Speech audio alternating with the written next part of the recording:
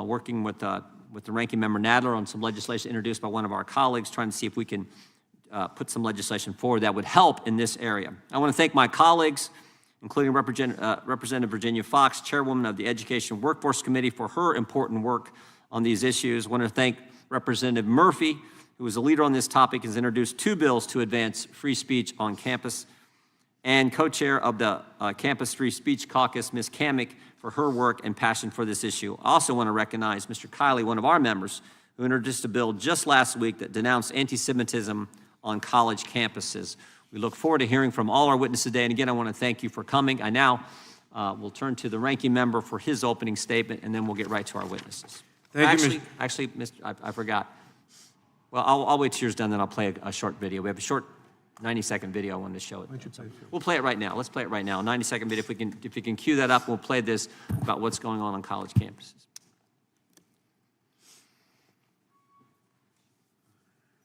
Free speech debates have roiled college campuses with protests against conservative guest speakers. The fight against conservative speakers on college campuses escalated. Administrators failed to stop some students from heckling a conservative speaker on campus. Former college swimmer Riley Gaines says she was assaulted after giving a speech at San Francisco State University. I understand and share your objections to a speaker whose rhetoric is offensive and clearly intended to shock and provoke. I don't think they're less able to listen to opposing views. I just think they take less crap. Students have been making national headlines protesting controversial speakers on campuses across the country. Is free speech dead on campus? No, we don't want him to speak. Hopefully we can drown him out. That's conservative podcaster Michael Knowles being burned in effigy at the University of Pittsburgh. Your opinions from the bench land as absolute disenfranchisement of their rights. The president of the University of Pennsylvania, critics say she is not sending a strong enough message against anti-Semitism. I don't hear people talking about Israeli violence. Hamas has shifted the balance of power. Hamas has changed the terms of debate. The Jewish fraternity was hit with a graffiti attack of "The Jews are Nazis." This is our university. I want to thank our staff for putting that together. And Chair now recognizes the ranking member, the gentleman from New York, for an opening statement. Thank you, Mr. Chairman. Mr. Chairman, 1 month ago yesterday, on October 7th, Hamas launched a barbaric attack on the people of Israel. Hamas killed more than 1,400 people and kidnapped 250 more, many of them very old, many of them very young, and some of them American citizens. The attack represents the largest loss of Jewish life in a single day since the conclusion of the Holocaust. Here in the United States, the Jewish community has had little time to mourn. The steady rise in anti-Semitism in this country over the past several years has now reached fever pitch. And few places have had to bear the weight of that trend more than our college and university campuses, where, according to an audit published by the Anti-Defamation League months before the October 7th attack, anti-Semitic activity had increased by 41% in the last year alone. In many ways, the conduct we need to discuss most urgently goes far beyond the title of this hearing, Free Speech on Campus. Jewish students are being physically threatened and have legitimate cause to fear for their safety on campuses across the country. For example, at Cornell University, law enforcement officials arrested a student for making violent threats against Jewish students on an internet message board. These messages included the exhortation that, quote, "If you see a Jewish person on campus, follow them home and slit their throats," close quote. In another post, the student threatened to, quote, "bring an assault rifle to campus and shoot all you pig Jews," close quote. We are joined today by a student from Cornell University, Amanda Silverstein. Ms. Silverstein, I would just like to say that I am sorry that you and the Jewish community at Cornell have had to endure these threats simply for being who you are. And I am sorry for the fear they have caused you and your fellow students. It is unacceptable, and we must do better. There is no excuse for that kind of violence at any school, against any student. And an academic discussion about the First Amendment is mostly beside the point until we can secure these campuses. I think that most members here on both sides of the aisle would agree, which is not to say, Mr. Chairman, that I do not appreciate your calling this hearing. Congress can help. But first, we have to put aside the political stunts and academic debates and put our money where our mouth is. The Office for Civil Rights at the Department of Education is the federal agency responsible for enforcing the laws that protect students from discrimination. To be clear, the Office of Civil Rights had an enormous amount of work to do long before the attacks of October 7th. The reaction to those attacks in the United States may threaten to overwhelm the agency. That is why the Anti-Defamation League and their partner organization, the Brandeis Center, which is represented here today, have set up a helpline to aid Jewish students navigate the process for filing complaints alleging anti-Semitism during this troubling time.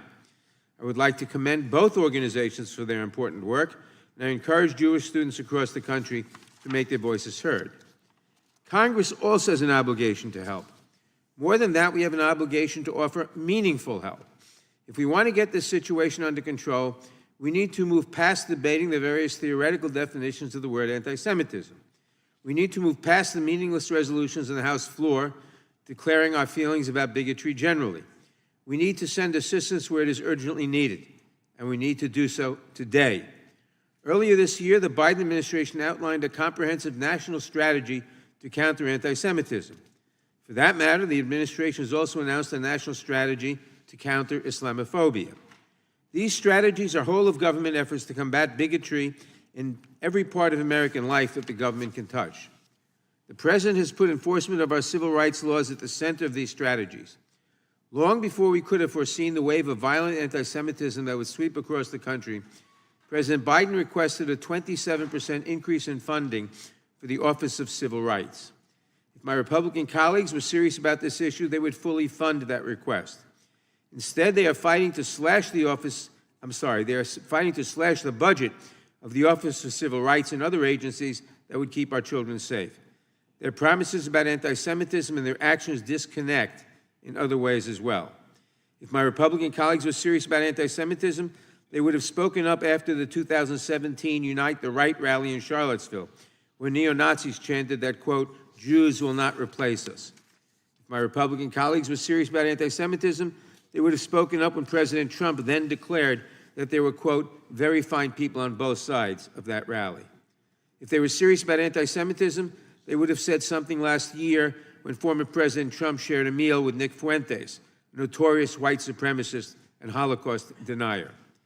And lest you imagine that I am dredging up ancient history, let me remind you that if my Republican colleagues were serious about anti-Semitism, they would not have, just months ago, invited Robert F. Kennedy Jr. to testify in this hearing room after he made appalling claims that Jews appeared to be immune from COVID-19, a nod to the laughable, if not so insidious, conspiracy that the virus was somehow engineered to spare the Jewish community. My friends, for too long, your silence on these matters has been deafening. I'm all for free speech, on campuses and otherwise. That includes the right of my Republican colleagues to say nothing at all about anti-Semitism when silence is politically convenient, even when the former President of the United States takes aim at us directly. But if you mean what you say here today, if you believe that the threats and vitriol that my community faces on college campuses is both unfair and unjust, then I'm asking you to move beyond the pointless gestures and political posturing and help us protect our children. Fully fund the Office of Civil Rights and the administration's efforts to counter anti-Semitism and other forms of discrimination. Help us get the boots on the ground. We can do better, and our students deserve no less. I thank the witnesses, and I yield back. I thank the gentleman. The gentleman yields back. Without objection, all other opening statements will be included in the record. We will now introduce today's witnesses. Our first witness is Mr. Connor Ogrijic. Mr. Ogrijic is a recent graduate of the University of Buffalo. While a student at Buffalo, he served as the treasurer, vice chair, and chairman of the university's Young Americans for Freedom chapter. He faced threats and protests from fellow students over speakers that his organization invited to campus. Thank you for being with us. Ms. Jasmine Jordan. Ms. Jordan is a student at the University of Iowa. She serves as the chairwoman of the university's Young Americans for Freedom chapter. She has received threats from her fellow students over events that her organization has invited to campus, and their recent pro-Israel vigil was vandalized and disrupted by protesters. We apologize for that, and thank you for doing that.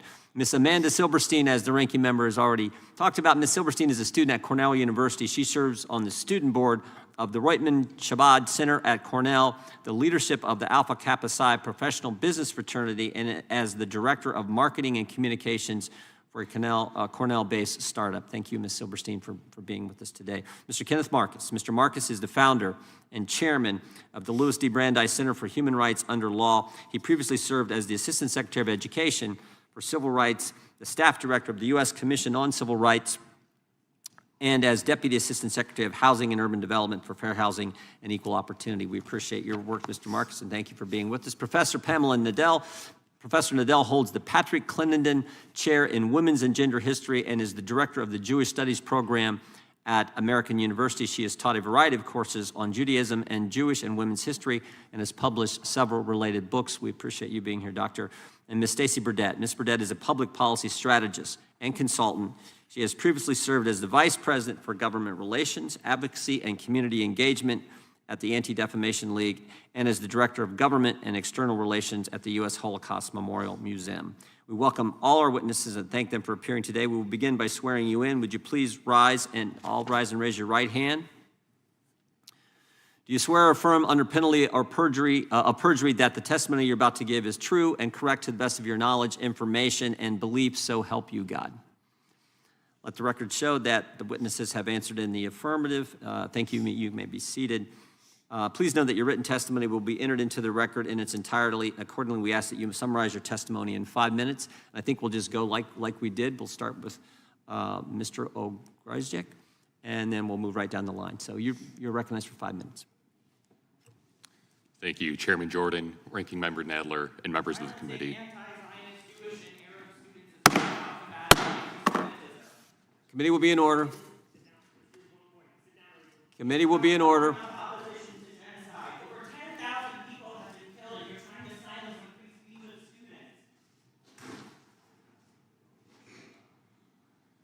We appreciate people being here, but the committee has to be in order. If you, we will remove every single person who disrupts the committee.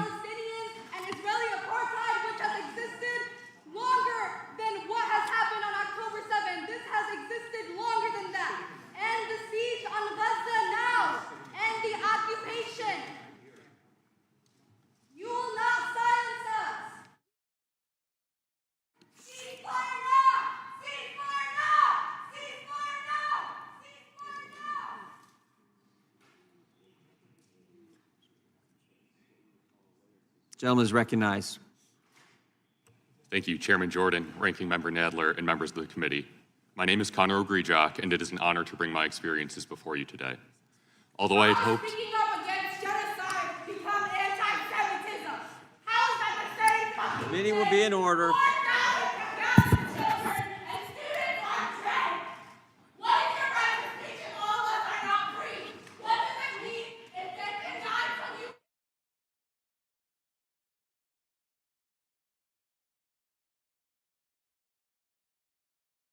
Again. Although I had hoped that my arrival to Here's higher... a hearing for Palestinian students.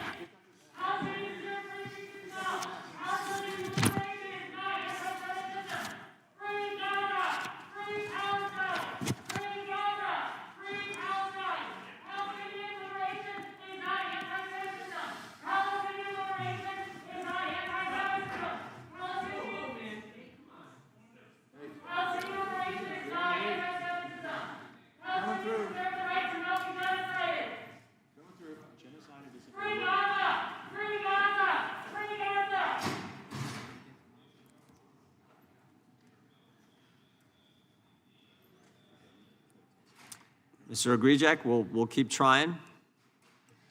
Thank you, Chairman Jordan, Ranking Member Nadler, and members of the committee.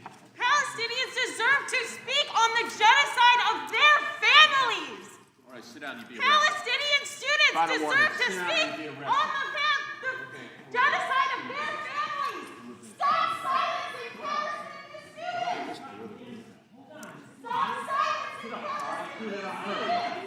Stop silencing Palestinian students. They're speaking on the genocide. membership in that group in your name.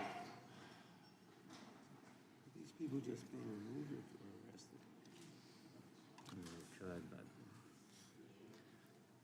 Gentleman is recognized. It is an honor to bring my experiences. Palestinian students should not be censored. You want to talk about putting money where your mouth is? There are 10,000, over 10,000 Gazans dead and more buried, half of whom are under the age of 18. And you're going to send money and talk about this? Where are the anti-Zionist Jews in this room? Nowhere. So you are not offering a plurality of opinion. You are offering partisanship. And you are offering murder to more Gazans. Free Palestine!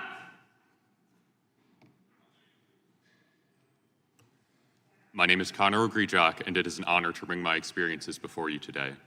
Although I had hoped that my arrival to higher education would mark the arrival to a bastion of free speech, many of my firsthand experiences of freedom of speech violations at the University at Buffalo came during my membership of UB's chapter of Young Americans for Freedom.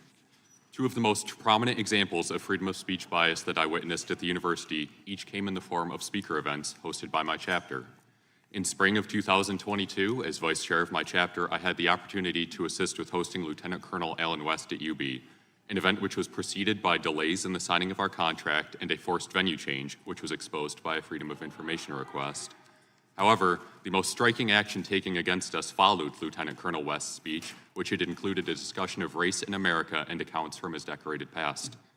When the floor was opened to a question and answer session, student protesters shouted from their seats before the audiovisual employees from UB's Student Association, the student government, cut powers to the event's microphones and speakers, ending the session.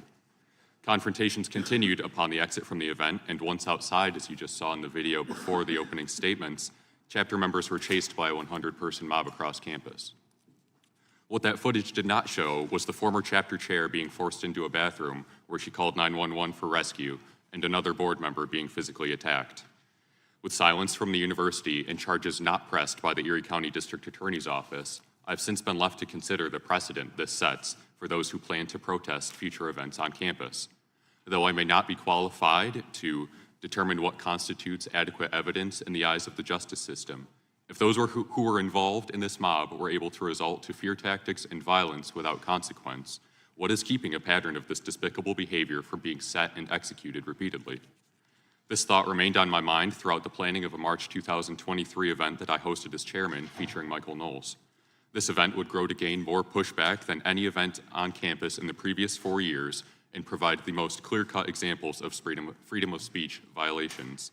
This pushback included delays in contract signing from UB's Student Association that deviated far from their outlined standard course of action, condemnation of the event by a local New York State senator and multiple Western New York-based organizations, a circulated petition constructed by 3 university professors calling for the cancellation of the lecture, which gained thousands of student signatures, a forced venue change orchestrated not only by university administration this time, but voted on by a SUNY council, a multitude of threats and torn literature, and even a tweet from Governor Kathy Hochul on the day of the event calling comments from Michael dehumanizing. The decry of this event garnered a responding statement from University President Satish Tripathi explaining that the Constitution protects speech on campus, quote, no matter how noxious the content, end quote. Based on the actions taken by faculty and the rhetoric used by Tripathi, I cannot name more clear examples of evidence that demonstrate the case of a university concerned only with following the letter of the law rather than uplifting conservative values to a level equivalent with the values of the left, which are often celebrated in the university's own Distinguished Speaker Series. Unfortunately, this was forced to extend into a federal lawsuit with representation by Alliance Defending Freedom once our YAF chapter was banned from campus as the result of a new national affiliation ban by the student government. Though I graduated in the previous spring semester and am no longer able to engage in discourse with opposing students, I am fortunate to still have friends on campus, including current YAF board members who can. Something that has particularly concerned me recently, both on campus and off, is the outward support for Hamas under the guise of support for Palestinian civilians. I will not generalize entire groups. However, an unsettling number of students who appeared both in a 300-person pro-Palestine march on campus, as well as a protest against a pro-Israel speaker, did not solely speak out in support of Palestinian civilians. Rather, these students stated their support for Hamas directly. I would like to be clear. Regardless of background, I do not wish for civilian death. Support for Hamas is not support for Palestinian civilians. It is the opposite. Support for Hamas is support for a terrorist organization, and this must not be misconstrued. Regardless of what side of the political aisle you reside on, it should be common ground that no student deserves to be threatened, mistreated, or silenced on campus due to their personal beliefs. Conservative students currently face a relentless uphill battle for representation on campus, and though we may seek support from outside groups and legislators such as yourselves, we will not accept the label of victims. Standing up for your beliefs will never be a waste of time, and as Americans, we hold this in our hearts. I thank you for your time. Thank you. Ms. Jordan, you are recognized. Good morning, Chairman Jordan, Ranking Member Nadler, and the members of the committee. My name is Jasmine Jordan, and I'm blessed to have the opportunity to speak with you all today. I was raised in the church and homeschooled from preschool through 5th grade. Both of these were crucial in shaping my early upbringing and my worldview.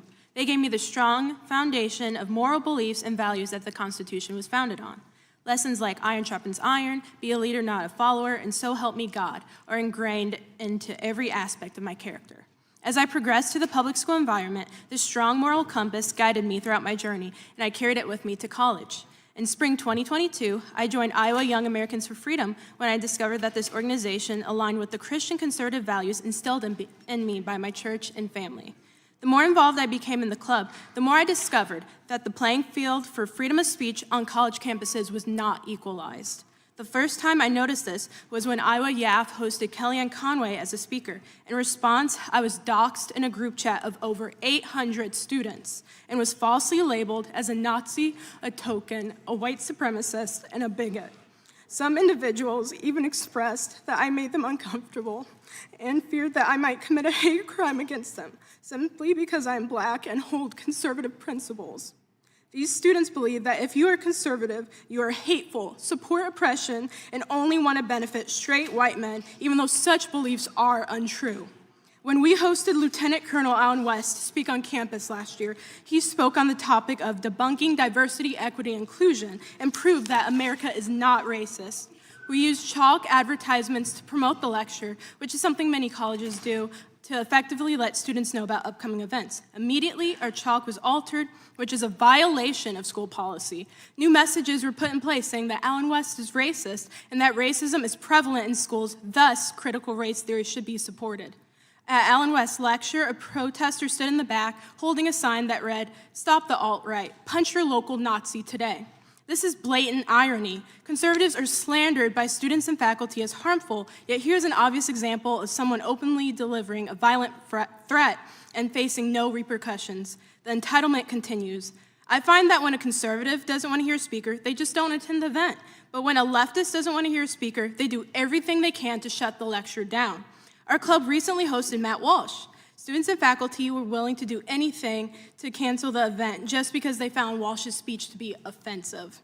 Some people were so dedicated to silencing our voices that literally as one of us was advertising with chalk, a leftist student was erasing each of those letters with a wipe.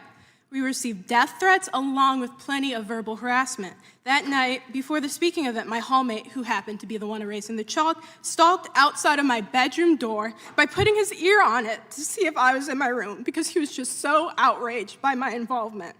That was a terrifying experience, but what I find to be more appalling is when I talked to our hall coordinator about this, and she replied, "People are allowed to think, feel, and react however they want to about this upcoming event." At the event, someone threw 20,000 marbles on the floor to prevent people from entering the venue. Attendees were spat on. Outside, a popular pep band well known to our school played loud music to try and drown out the speaker's message. I share these occurrences with you all to show that despite repeatedly meeting with the university administration, the rules are continually permitted to be broken by left-leaning students. They are, in fact, coddled by our school.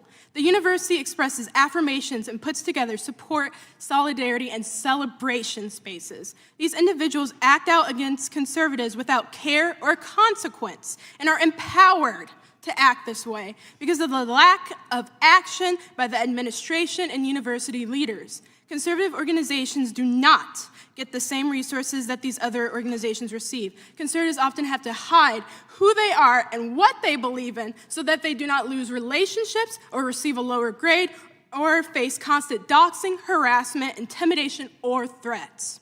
I went to college with the expectation that I would hear different points of view because I thought it would be a place where young people could come together, disagree, and still be friendly and courteous to one another. However, after 2 years, I've realized that this is not the case at all, and that students who hold opposing views are often subjected to frequent violent threats and other forms of harassment with no accountability. Our founding fathers guaranteed every U.S. citizen the right to free speech in the Constitution. It is an important resource for all Americans, not just a small percentage of them, particularly if they hold different views and ideas than those of others. To ensure that peaceful continuation of the nation, we must all come together and understand that differing opinions and expressing them, we should nevertheless show respect for one another and refrain from causing each other bodily, mental, or emotional harm. Thank you for your time. Thank you, Ms. Jordan. Ms. Silverstein, you're recognized. I was alone in a world gone mad. These are the words my grandfather wrote on the day in October 1942 after his father had been shot dead and the Jews in his small Polish town, including his entire family, were deported to a death camp. He was a teenager, alone in a labor camp with a bleak future filled with unimaginable suffering. I have thought about my grandfather's words often in the 32 days since October 7th, if I have watched what I can only describe as a world gone mad. I have seen and heard things on and around Cornell's campus that just over a month ago, I could not have imagined. Cornell professor Russell Rickford publicly justified and celebrated barbaric acts of terror as exhilarating and energizing, describing the torture, rape, and murder of innocent women and children as resistance.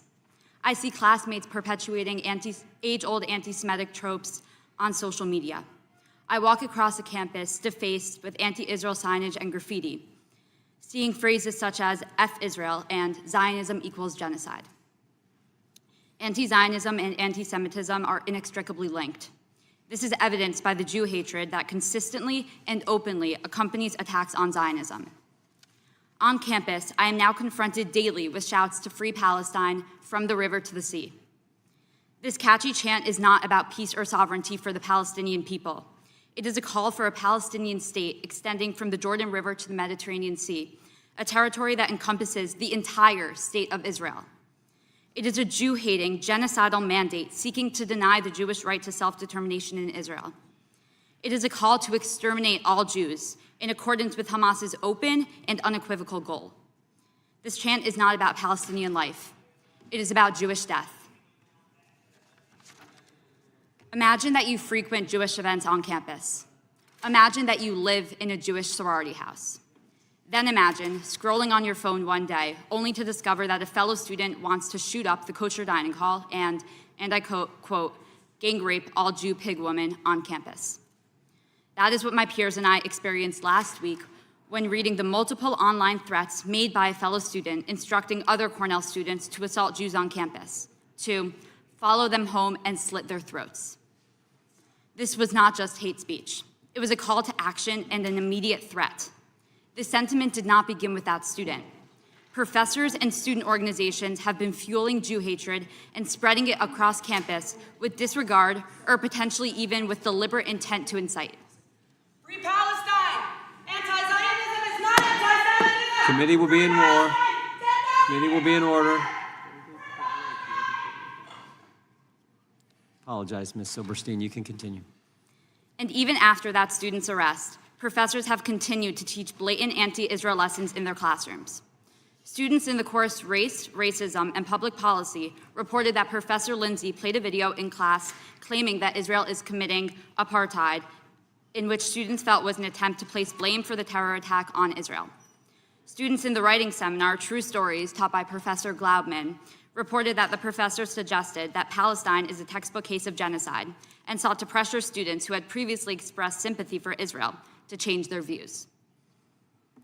These not-so-subtle examples of bullying and attempts at indoctrination have a tangible impact on the pervasive Jew hatred spreading throughout my campus. My grandmother, along with many of my family members and close friends, live in Israel. Why are they calling me every day to check in and see how I'm doing? Do I feel safe on campus? Is there enough security? Do other students know that I am Jewish? They live in an active war zone with rockets constantly being fired at them, and yet my safety on an American college campus is keeping them up at night. Growing up with a firsthand accounts of what my grandfather endured during the Holocaust, I could never comprehend how neighbors and friends stood by as Jews were rounded up to be killed, and how governments around the world turned a blind eye. Until now. Witnessing such unbridled and unapologetic anti-Semitism unfold on my college campus is a testament to the impacts of permitting Jew hatred to fester and infect the mob mentality of impressionable students. It is shocking that college campuses have devolved into echo chambers, fostering animosity, aggression, and bigotry, a shift that is painfully reminiscent of the vitriol and terror that my grandfather endured in the 1930s. Anti-Semitism can no longer be hidden under the guise of anti-Zionism. Disseminating lies about Israel is an effort to validate violence against Jews. I'm grateful for the supportive words from the Cornell administration, but actions speak louder than words. We require tangible measures, including strict adherence to policies that forbid threatening or intimidating behaviors towards any student, and ensures that purveyors of violence are removed from campus. No student should ever live in fear for their safety, regardless of background or religion. What is happening on Cornell's campus and across universities in this country is not about protecting expressions of free speech or free exchange of ideas. It is about enabling and even promoting intimidation and the threat of harm to Jewish students and supporters of Israel. It is imperative that decisive action is taken to ensure the collective safety of students. Thank you for your time today. Thank you, Ms. Silverstein, and thank you for your courage. Mr. Marcus, you're recognized for 5 minutes. Chairman Jordan, Ranking Member Nadler, distinguished members. Make sure you get the mic. Make sure your mic's on there. Chairman Jordan, there you go. Thank you. Ranking Member Nadler, distinguished members, friends, brave students. Thank you for conducting this important hearing today. I am chairman of the Louis D. Brandeis Center for Human Rights Under Law and former head of the U.S. Department of Education's Office for Civil Rights. At the Louis D. Brandeis Center, we fight anti-Semitism on college campuses, and I appreciate the kind words from both the chairman and ranking member about the work that we're doing, more work than ever before. I would have said, if this were October 6th, that we have never seen more anti-Semitism on college campuses than we were seeing on October 6th. Our staff was stretched. We were getting more complaints on a daily basis than ever before, and by far. We look back with nostalgia at those days because in a week since October 7, we're hearing from more students than we would in a month or more before October 6th. Incidents have gone through the roof. Let's think about that. We're talking about a situation in which there was mass murder of civilians, organized rape, torture, and desecration of corpses. And the immediate reaction on many, many college campuses was for student organizations to go out and celebrate the murders, the rapes, the torture. For so many students that we work with, and you may get a sense of this from the brave words that you've heard today from these students, what they're facing is an extraordinary shock and the difficulty of realizing that the masks are down and the students who they thought were their friends are celebrating murders of people just like them. This is partly about... Meeting will be in order. Anti-Semitism is not anti-Zionism. We are not against you. People who are against the Israeli state. This is an issue of speech, and it's also an issue of civil rights. Again and again, we are seeing Jewish college students who are being prevented from expressing not only their viewpoints, but an integral part of their identity. For many Jewish Americans, not all, but for many Jewish Americans, Zionism, a commitment to the Jewish state of Israel, is an important part of their identity. And so when they are excluded as Zionists, they feel this as exclusion as Jews. A rule against Zionists is a rule against Jews. Even before October 7, we were finding that large numbers of college students, including strongly self-identified Jewish college students, such as people who were living in Jewish fraternities and sororities, were unwilling on a consistent basis to express their Jewish identity. Majorities were saying that they sometimes felt it necessary to conceal their Jewish identity, including in particular their support for the state of Israel. In many cases, we saw this not just as toxic hostile environments, but as specific actions to exclude Jewish students who have that as a part of their identity. For instance, at Tufts and the University of Southern California, clients of the Brandeis Center were members of student government facing organized efforts to exclude them, to throw them out of student government because, as Jews, they support the State of Israel. Similarly, this is difficult, but I have to say, at SUNY New Paltz, we had 2 clients who were thrown out of a sexual assault survivors group because Zionism was an important part of their identity. At the University of Vermont, similar issues, as well as a book club in which one could not participate if one was a Zionist. Here we found viewpoint discrimination, but not just viewpoint discrimination. That is to say, people were shunned, marginalized, and excluded, not just because of their political views, but because who they are and what their identity is as Jews. At my own alma mater, the University of California at Berkeley School of Law, many student organizations, including law reviews, have adopted rules, including bylaws and changes to their constitutions, that prevent anyone from speaking to their groups who is a Zionist or a supporter of the State of Israel. And let me be clear, they were prevented from speaking and are, to this day, prevented from speaking on any topic. This was not just a statement that if your viewpoint disagrees with us, we don't want to hear you. This was, if you are a Zionist, we don't want to hear you on any topic. If you are a feminist legal scholar, we don't want to hear you on feminist legal issues if you are a supporter of Israel, which is to say, most Jewish Americans would not be able to speak to these groups because of their identity as Jews. Since October 7th, this has skyrocketed. We are hearing continually of Jewish students being assaulted, Jewish property being vandalized, Jewish students being harassed in any number of different ways, not just on a few college campuses that one might describe as hotspots, but at so many colleges and universities that one cannot identify any place that are safe. A few quick suggestions, if I may. First, the Department of Education should have the same tools to protect students' free speech that it has to protect the very important issues of anti-discrimination. Second, a coordinator within the department to protect free speech. Third, the Department of Education has committed to issue a regulation implementing the Executive Order on Combating Anti-Semitism and has set a deadline of next month. Be nice to ask them if they're going to do it. And finally, the Anti-Semitism Awareness Act would provide for the Department of Education a codified definition of anti-Semitism similar to what's used around the world and has been embraced by this administration. I would suggest that action needs to be taken, and I commend you for this opportunity. Thank you, Mr. Marcus. Dr. Nadell, you're recognized for 5 minutes. Thank you. Hit that. Pull it close. Is the light on? No, there. Let's There try you go. that. There you Sorry. Thanks. Thank you, Chairman Jordan, Ranking Member Nadler, and the distinguished members of this committee for inviting me to testify today. Committee will be in order. I am Pamela Nadell, a professor of history at American University, and I am writing a book called Anti-Semitism and American Tradition under contract with W.W. Norton. And I am a recipient of a National Endowment for the Humanities Public Scholars Award to write this book. And I am delighted to be able to thank the Congress for supporting the National Endowment for the Humanities, for supporting work that teaches us about the history of our nation, and for this prestigious award.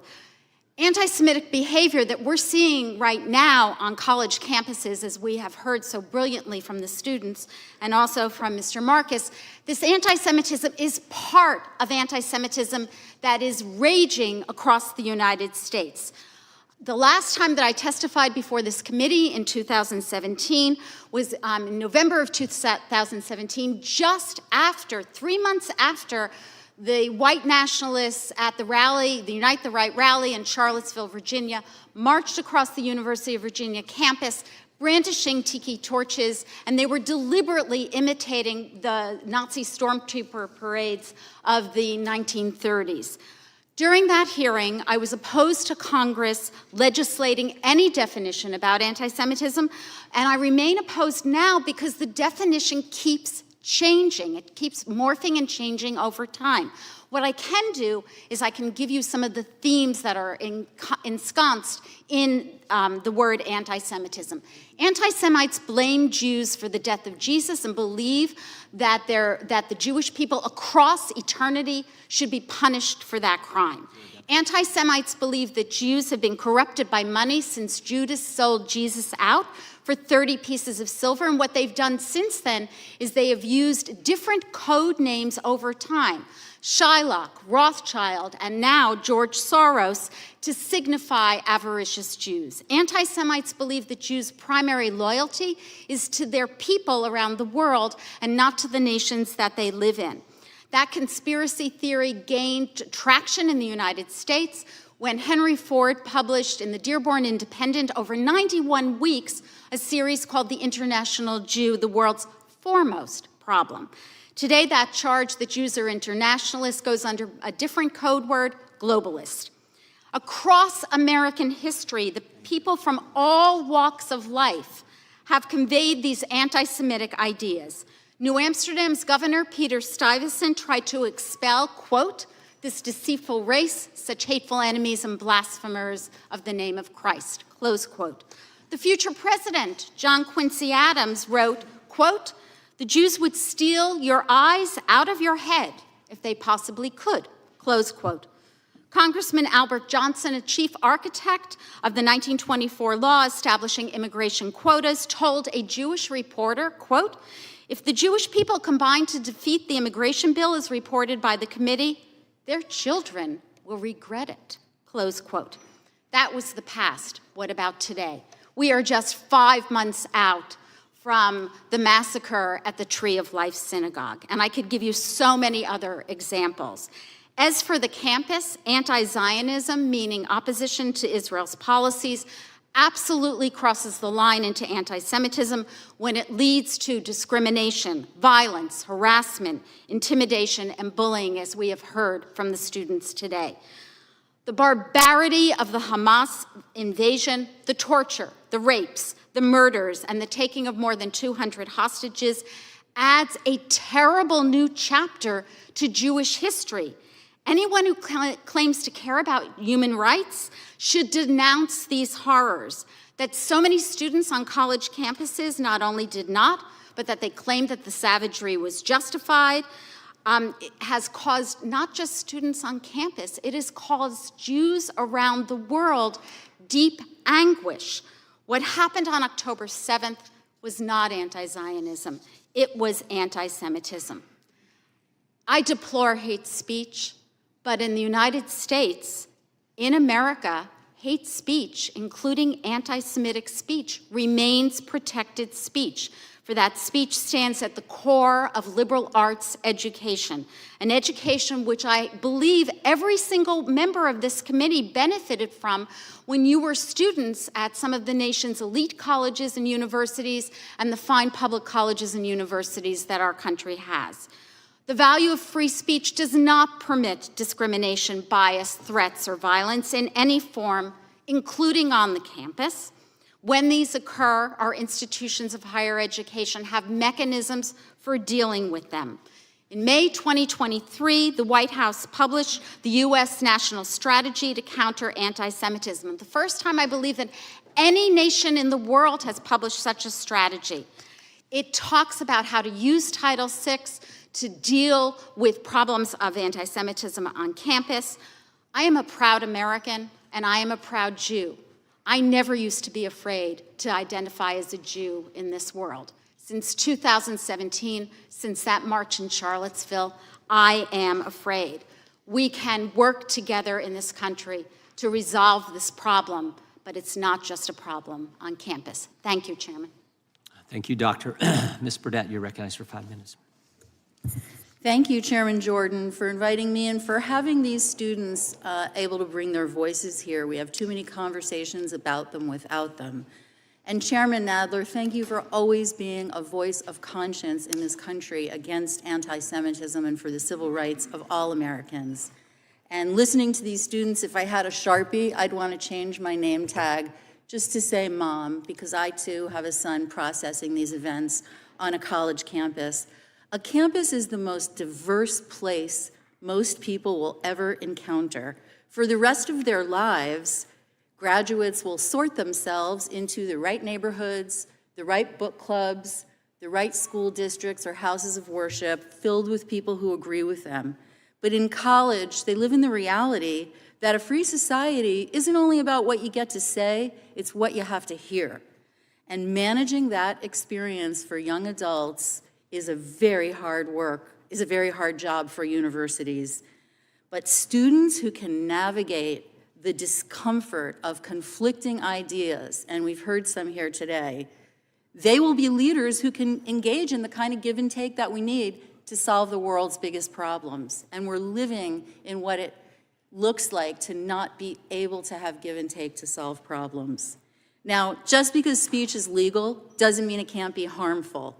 And university presidents and deans have made crystal clear that anti-Semitism goes against their values. Protecting expression also means making clear when it crosses a line into threats or harassment. Support for Palestinian rights, solidarity with Palestinian suffering is not anti-Semitism. It is not anti-Semitism to advocate for curing cancer either. But when your advocacy turns into threats of violence, eliminationist speech, hostility that goes from online threats and translates into hate incidents against people because of their identity, well then we need to see, and we have seen schools enforcing their rules, protest permits, suspending perpetrators. Schools have been working with law enforcement to have people arrested and to open investigations. But that's not enough. The anti-Semitism task forces that have been announced in some schools can go deeper. They can make transformative change across systems. They can touch every aspect of student life and what they learn. The National Strategy to Counter Anti-Semitism did that kind of stock taking. They spoke to 1,000 community members and experts, and it commits our government to serious action with time-bound deadlines. And federal agencies have already been fulfilling those commitments, including some mentioned by my longtime colleague, Mr. Marcus.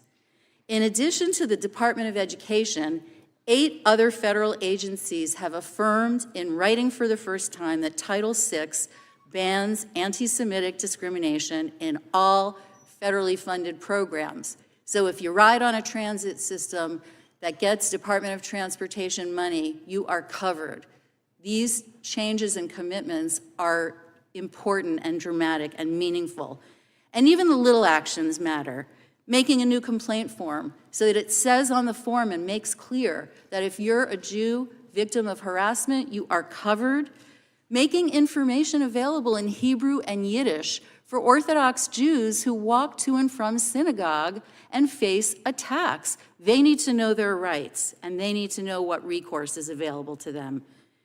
And this strategy, those are just a few examples of why the action recommendations in this strategy are a real roadmap to stem the normalization of anti-Semitism.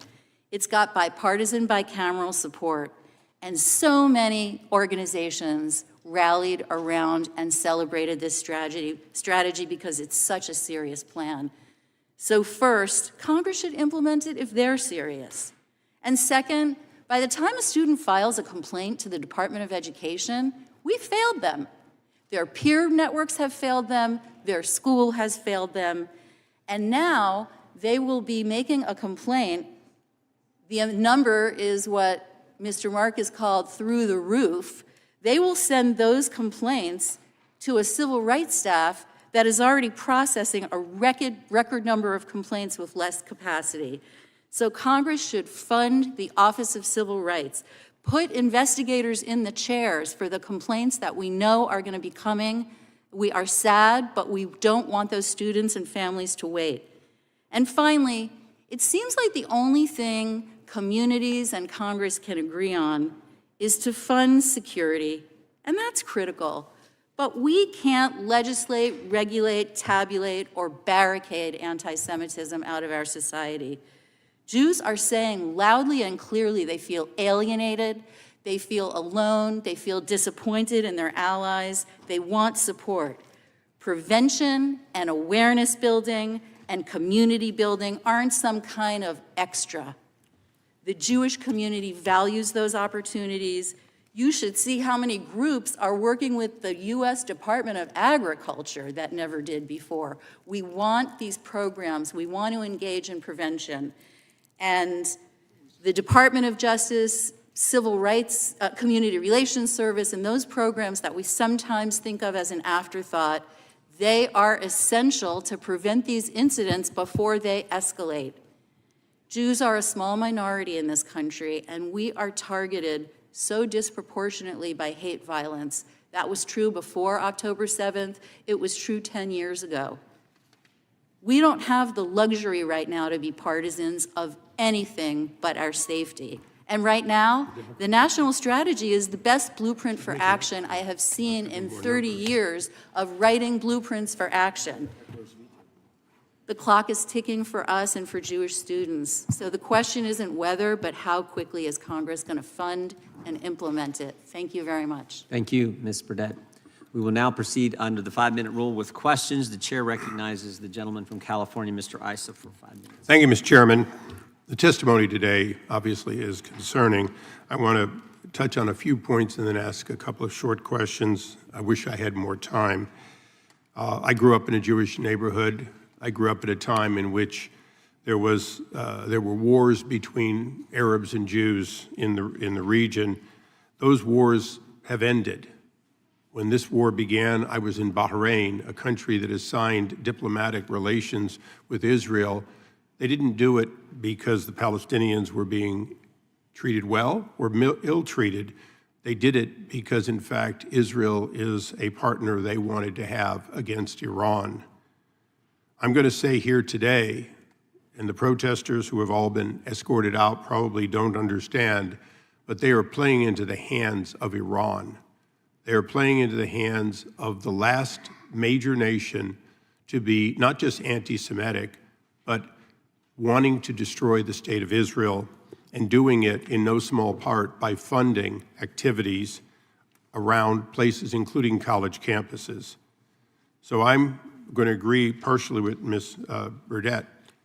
Yes, we need to fully fund, but we need to fully fund investigations into the funding that goes to anti-Semitism, into a pattern that we see here today. I want to say to all of you who, both Young Americans for Freedom and non-YAF members, thank you for standing up to be conservatives on campus and taking it. But particularly to Ms. Silverstein, I have a question for you. You know the history of the Holocaust. You know that before that terrible time and the mass murders, in fact, Jews had ducked their heads. They had been forced to reduce or deny who they were. Do you see that as a young Jew? Do you see that as a pattern that today we are at risk if we don't use the full power of civil rights to protect the right of people to have their religion, be proud of it, and be proud of all that goes with it? Thank you for your question. The history of the Jewish people is one of constant oppression and fear for our lives and for being persecuted for who we are. And as I've mentioned, my grandfather experienced this throughout his life and most prominently in his childhood during the Holocaust and his suffering in Auschwitz. But we are seeing it very prevalent, especially on college campuses today. And I never thought twice about putting on my Jewish star every day, about opening my computer with my Hebrew keyboard in class. But today, I do think twice about that, and the thought of being persecuted for who I am, being looked at differently, and being discriminated against crosses my mind multiple times a day. And I do see a positive path forward for us. I think that we are resilient, we are perseverant, and we will not stop shouting out and voicing our concerns and voicing our fear until it is dealt with. And I really do appreciate you all considering this today. Mr. Marcus, are you concerned that this movement is not just pro-Palestinian or just anti-Semitic, but in fact massive amounts of dollars in support, not just here but globally, is in fact being spent coming from the very country who paid for the 5,000, now 10,000 plus rockets that have fallen on Israel, that paid for those weapons, and that continues to be virtually the sole funder of attempts to destabilize Israel and, in fact, led to the murder of more than 2,000 Israelis? Thank you, Congressman Issa, for your question, and it is well put. Yes, indeed, what we're seeing today, especially post-October 7, is not just harassment of Jewish students, although we're seeing that, and it certainly isn't just support of Palestine, which in and of itself is simply a political view. What we're seeing is a lethal hatred which may be supported by funds from other countries. And to that extent, I believe we need to know, first, are colleges making the disclosures that are required by law? And if not, are there appropriate sanctions being brought on them? Second, we need to know if funds are being brought in from abroad, what is the impact, not just on these groups, but on university curricula, personnel, and other decision-making? Well, and you have our pledge, and my pledge particularly, to the two-pronged approach. Combat anti-Semitism using the power of this committee, and particularly civil rights, and look into and root out the continued foreign influence that may affect, not just here, but around the world, anti-Semitism and anti-Israel. Mr. Chairman, thank you for your indulgence. I yield back. Gentleman yields back. The chair now recognizes the ranking member from New York, Mr. Nadell. Thank you, Mr. Chairman. Ms. Burdett, do you agree that if congressional Republicans really care about enforcing Title VI, they would support fully funding rather than trying to cut funding for the Office of Civil Rights at the Department of Education to ensure that the office has adequate staffing in anticipation of a surge in Title VI complaints? I would say that anyone who cares about civil rights and enforcement against anti-Semitic actions should fund that office. And Ms. Burdett, was the Office for Civil Rights already inundated with complaints of anti-Semitism and Islamophobia before October 7th? They had their record year of complaints in 2016, I'm sorry to say, and that record was broken in 2022. At almost 19,000 complaints. They have worked through them, but they are working with, I think, 12% less staff. So it just doesn't make any sense at all. And what happened after October 7th? After October 7th, we already know from NGOs like the one cited, where my professional alma mater, ADL, talking about hundreds of percent increase.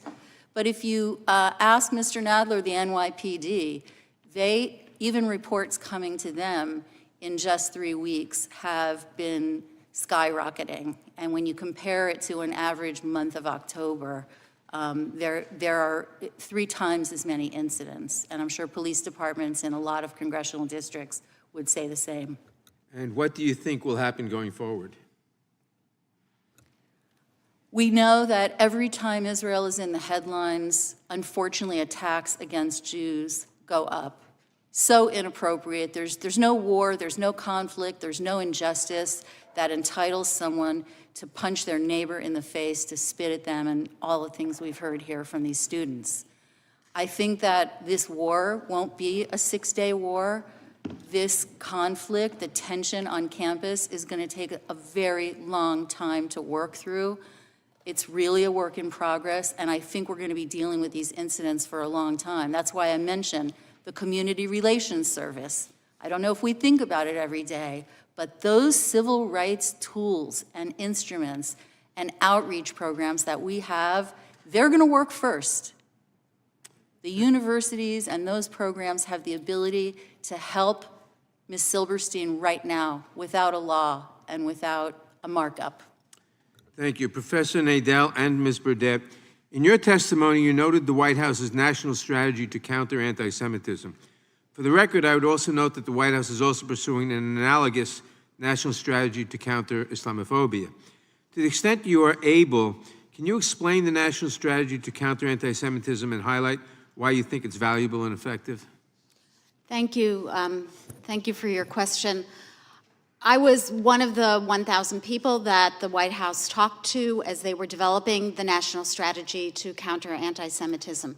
This is an extraordinary document. It runs to, 60, 70 pages, and it is filled with recommendations about what can be done to respond to anti-Semitism in different venues and in different agencies in the United States government.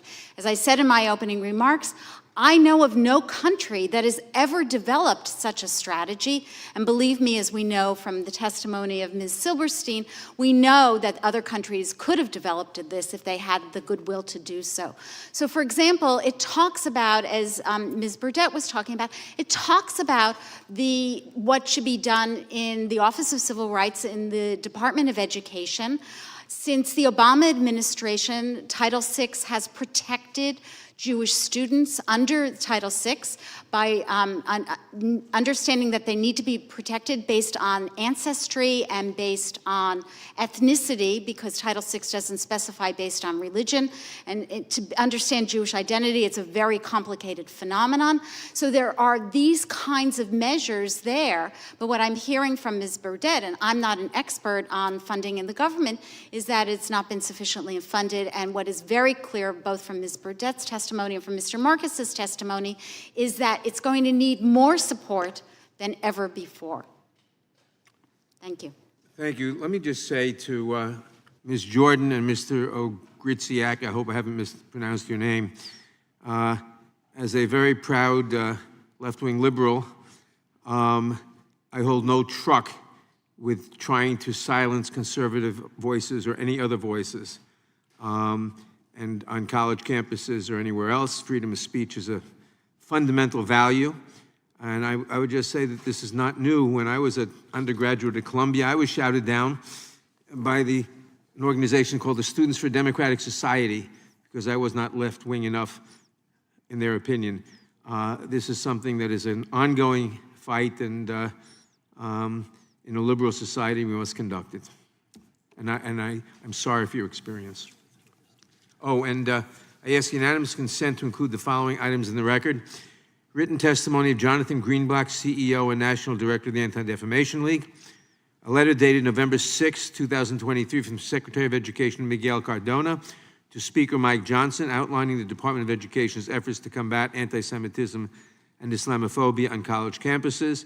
An op-ed piece in the New York Times dated October 30th, 2023, co-authored by the deans of the Princeton School of Public and International Affairs and the Columbia School of International and Public Affairs, and an article from Inside Higher Education titled, House Republicans Plan to Cut Education Department's Budget, noting that Republican appropriators want to cut about 25% from the department's Office for Civil Rights. That was a long title. Without objection, so ordered. We now recognize Thank you, Mr. Chairman. The gentleman from Colorado for his 5 minutes. Thank you, Mr. Chairman. Mr. Marcus, I want to visit with you for a few minutes, I guess, about an issue. I feel like we're talking about college campuses right now, and we really should be talking at a much younger age and how to deal with this problem. By the time students get to college campuses, they have certain views and oftentimes ingrained that are then reinforced by other students. Would you advocate for some type of education or other awareness for younger adults in our K through 12 system? Isn't our K through 12 system really letting down the concept that we have in America for free speech, but also for responsible free speech, for speech that doesn't include hate? Congressman, I would like to be able to tell you that you don't need to worry that this is just a campus problem, but the fact is that it is not. K-12 is important not only because of the attitudes that students develop and bring to college, but also because there are increasing issues that we see currently in public elementary and secondary school. including any number of different forms of discrimination. We see that especially in certain schools, especially on the West Coast, that have a particular form of ethnic studies, which unfortunately has involved some degree of anti-Semitic stereotypes and defamations. There are things that educators can do to address this. Certainly there are more school districts that are incorporating Holocaust education into their programming. But what studies are showing is that Holocaust education isn't necessarily sufficient, and that it's better to have also education into the ways in which anti-Semitism manifests itself today. So that sort of programming is important, but more than that, I do think we need to have more attention than we have been about the increasing problem of anti-Semitism also in K-12 schools. You mentioned funding from other countries. Do you have any direct evidence of funding from other countries? Because I honestly believe that it goes on in a lot of different areas. One of the great things about America is we're open, and one of the great vulnerabilities we have is that we're open, and social media is being used to manipulate us in a lot of different ways. Do you have any evidence that Iran or any other foreign country is using our social media in this country to promote anti-Semitism? During the Trump administration, the Department of Education revealed various kinds of evidence that there were not just significant contributions coming from the Gulf states and elsewhere in the world, but also contributions that were not disclosed as required by law. And these are to colleges and universities. And I believe there was also a effort by the Chinese Communist Party to establish groups on campuses, the Confucius Center, I think they were often called. That's right. But if I may, Congressman, the problem is also going the other way around, which is to say the increasing perception that there may be support from college campuses for terrorism abroad, not just money coming one way, but support coming the other. You're not suggesting that colleges are supporting terrorism abroad, but students or professors on college campuses are supporting terrorism? There are student groups who have indicated that they are not just in favor of the same issues as Hamas, but that they are part of that movement. And there is a point at which, under federal terrorism law, that promoting the program and agenda and ideas of a U.S. State Department designated terrorist organization may constitute material support for terrorism. So where do we draw the line between speech and where it crosses the line? The Supreme Court has made clear that anything that encourages violence, and I'm not using the technical words, but crosses the line. But is anti-Semitic speech by itself violative of the First Amendment? In the case of support for terrorism, of course, under the Absolutely. But I'm just suggesting we have hateful speech all around, and it's offensive, and frankly, I want to be the first, and as all my colleagues on this committee are, to condemn anti-Semitism and Islamophobia and racism and anti-Christian speech. It's terrible, it's hateful, it shouldn't be in this marketplace of ideas that we have. But is it, without threats of violence, is that speech violative of the First Amendment? So what I would say to you, Congressman, is that the Supreme Court has properly been protective of a wide range of speech, including much speech that we would describe as hate speech. However, what we are seeing over and over again on college campuses is that where you see intense anti-Jewish hate speech, you will almost always also find hateful conduct. Hateful conduct, not just words, it can be assault, it could be exclusion. It's happening over and over again. So in order to address the anti-Semitism, I think that there is sufficient conduct we need to go after. In terms of speech, I think there should be the same protections regarding speech in this area as in any others. I yield back. Thank you. I thank the gentleman. We now recognize the gentleman from Georgia, Mr. Johnson. Thank you, Mr. Chairman. The chairman, when he showed his video this morning, we witnessed in that video someone asking the question, is free speech dead on campus? I think that question applies to Congress. It's ironic that we're holding this hearing today about censorship and speech on campus, but last night, MAGA Republicans and others censured the only Palestinian voice in the House of Representatives because they didn't like what she had to say. She didn't threaten anybody. She did not advocate for violence. She stated a view, as happens on college campuses, it happens across the country. We have freedom of speech in this country. But she was censured last night for exercising her First Amendment right to freedom of speech. And we're not setting a very good example here in Congress. We are all reeling from the situation in the Middle East. Passions are running high throughout the country, but they are especially intense on college campuses. Every student, including students of Jewish, Israeli, Muslim, or Arab backgrounds, deserves a safe college learning environment free from threats of violence and discrimination. It should go without saying that threatening violence against people because of who they are is illegal and never acceptable. The Department of Education's Office of Civil Rights is primarily responsible for combating anti-Semitism, Islamophobia, and other forms of discrimination in higher education.